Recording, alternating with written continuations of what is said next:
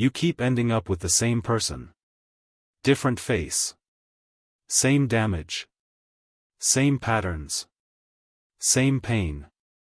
And every single time you ask yourself the same question. Why does this keep happening to me? This is not bad luck. This is not a coincidence.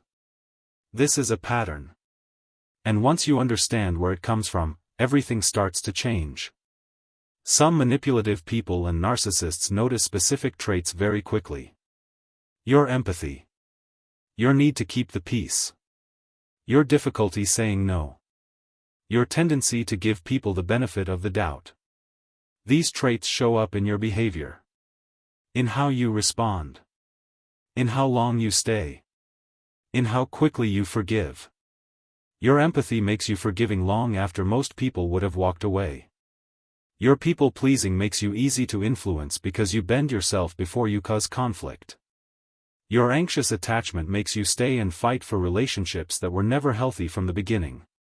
And highly sensitive people often feel this dynamic more deeply than most. You were not chosen because you are weak.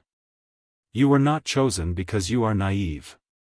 You were chosen because you are everything a manipulative person needs to feel powerful and in control.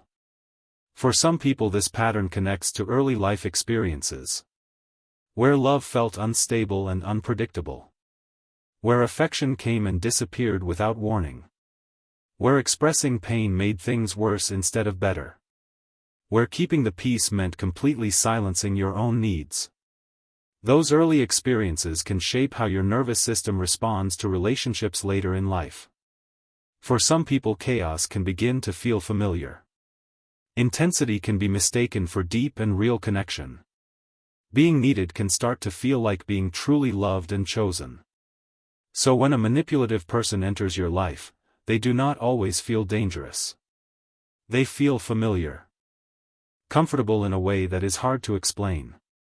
And it is not always easy to tell the difference between familiar and safe. Between familiar and healthy. Between familiar and real. For some people attachment patterns and past experiences can help explain why they stay in unhealthy relationships. Why they return to them.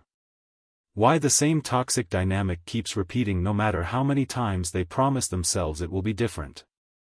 This is not a character flaw. This is a pattern. And patterns, unlike people, can be changed.